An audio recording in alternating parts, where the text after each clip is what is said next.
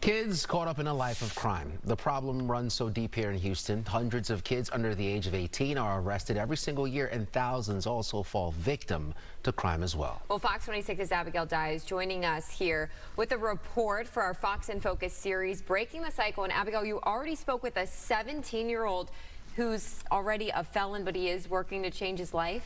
That's exactly right, Caroline. It was a really intense interview, and the best way to get a handle on an issue like this one is to talk to the people who are dealing with this firsthand and letting you at home look through this window into the life of a kid who fell into making bad choices.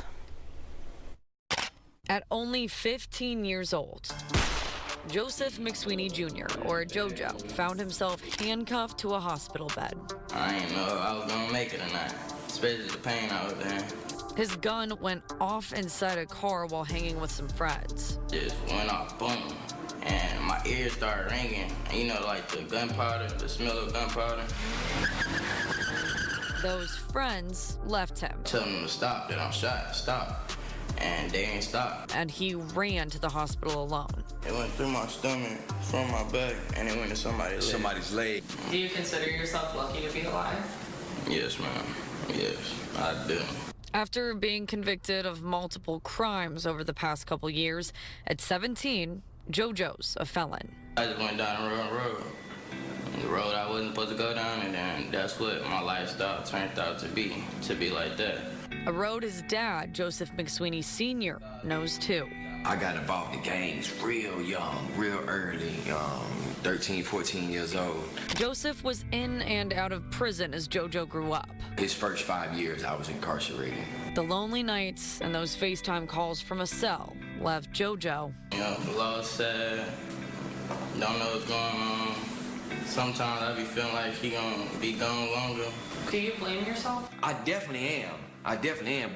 But when I think about it and analyze it, it ain't all his fault. JoJo says influence from rappers and exposure to gang culture in school pushed him toward crime and violence. How much of that do you think comes from pain? Oh, man. I've been through a ton of pain. Yes. I say hurt people, but hurt people here different also. Reggie Gordon, or OG1, works with youth who have turned to crime, and he knows it well, being a former gang member himself. Speak out in a way that we don't like. They're speaking out in a way that we don't like, but they're asking for help. I sat down with him, Alfredo Albert with Prairie View A&M, and Daphne Jack with Prevention Zone, who all agree that violence is trauma-driven. So they're dealing with these traumatic situations without having anyone to counsel them, be there for them, just be a listening ear. In 2023, Houston police arrested 328 juveniles for violent crimes, 8 for murder, 4 for rape, 162 for robbery, 153 for aggravated assault, and 1 for kidnapping, some egregious crimes. They might not have had food to eat, mental health issues, dysfunctional families. That's where it starts. What is bringing them to commit these crimes versus lock them up, throw away the key. They say they need you at home to help them attack those problems. We can't do it by ourselves. Can't do it by ourselves. So don't sit back and complain, this is going on or whatever. We out there, come join us. What if someone's sitting at home watching this and they don't think that it affects them? Why should they care? It's gonna come to your door eventually. If you don't monetize it and deal with it in where it's at, it's coming to your doorstep. And of course, they say the biggest change starts at home.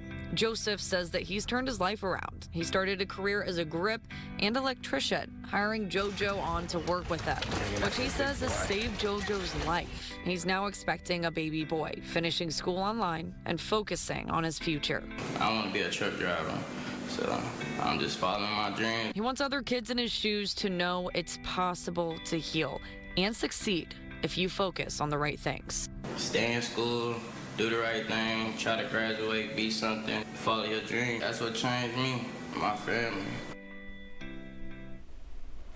And I have to say, I really admire JoJo and his dad, Joseph, opening up and talking about this kind of subject, because it's not easy to talk about, especially when you regret some of the actions that you've taken. So I've got to say, hats off to them. My heart really goes out to them. And it is crazy when we talk about youth violence. It's something that we feel like might not affect us if you don't have kids or if you haven't been involved with it directly.